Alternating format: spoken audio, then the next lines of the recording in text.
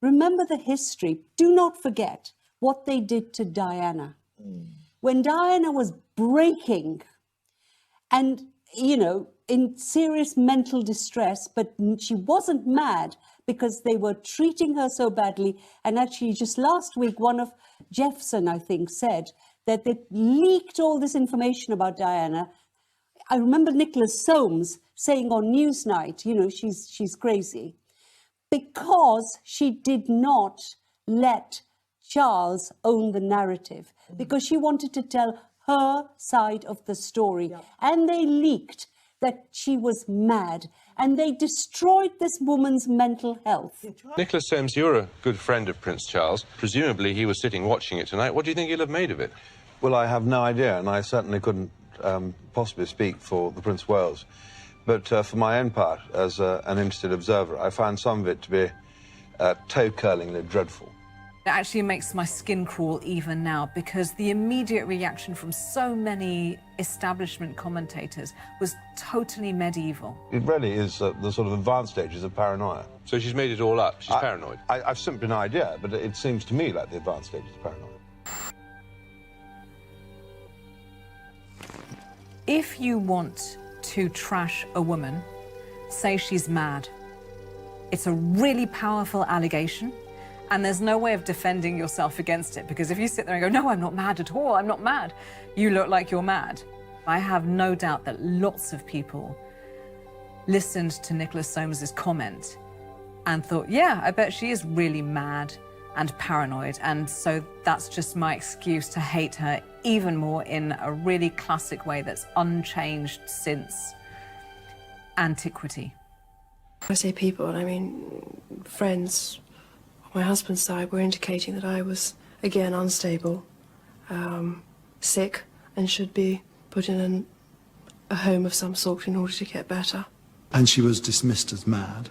So she was living in this Kafkaesk world where she could see the truth and everybody was denying the truth. It gives you some idea, actually, of how sane she was, if I tell you that she reacted to some of the rumours that were started about her own mental health with humour. I can remember going to a fundraising lunch that she was speaking at and picking up something that had been in that morning's headlines. She said, I hope that I'll be allowed to get to the end of my speech before the men in white coats come to take me away.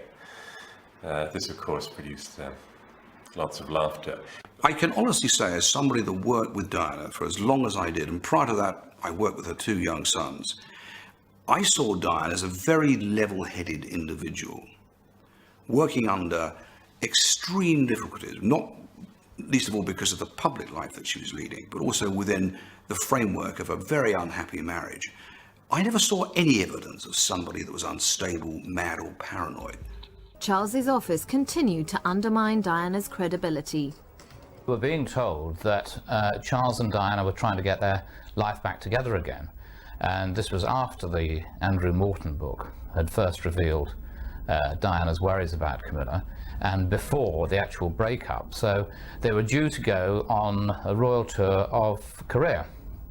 And we were asked to hold off any kind of criticism of Charles and Diana. Meanwhile, the spin doctors at the palace were saying that Charles was trying to help Diana through this very difficult period of time that she was having, and that all this fantasy that she was having about Camilla being Charles's mistress was subject with the problem of her illness and her bulimia. So they were all bad-mouthing her like mad. A scheduled royal visit to Korea in early November 1992 went ahead, but the tour was a mistake. The couple offended their hosts with their personal animosity towards one another. Quite simply, Charles and Diana could not stand each other's presence.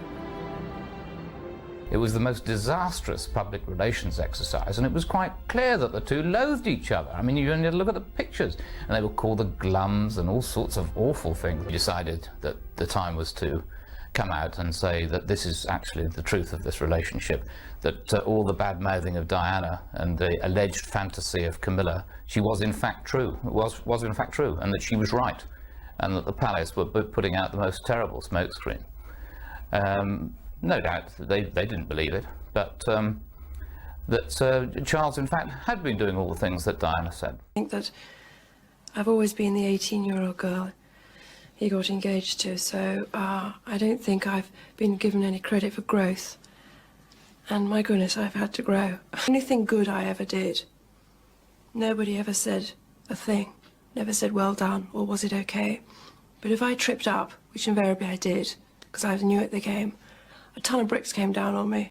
Diana turned out to be not the brainless bimbo that he thought he'd married, but a thoroughly modern woman who stamped her foot publicly and became a potent icon for feminists suddenly. How would a book change that? Maybe people have a better understanding. Maybe there's a lot of women out there who suffer on the same level but in a different environment, who are unable to stand up for themselves because their self-esteem is cut into two. I think every strong woman in history has had to walk down a similar path. It's the strength that causes the confusion and the fear. Why is she strong? Where does she get it from? Where is she taking it? Where is she going to use it? William has got the BBC to take away forever that interview that Diana gave to Martin Bashir. Now, the interview was obtained under not very, in kind of disturbingly immorally, but there is a letter where she says, she signed and she said, I wanted to give this interview. The reason they've got rid of it, William and her brother, is because they don't want her pain remembered. Because she talked about what she went through. How is it possible that in this day and age, an unelected man and, the forces of tradition have been able to get rid of this interview, whereas Charles's interview, we openly talked about his adultery on ITN, I think, ITV, with his friend, Jonathan Dimbleby, is available, and we can all watch it. And even now, they think they've written Diana off, but every time her death anniversary or her birthday comes around, I get all these emails saying, like you, we will never forget what they did to her. But they've made them forget, they've made, and I was so pleased when Harry wrote his book, because, they really have written her out of history.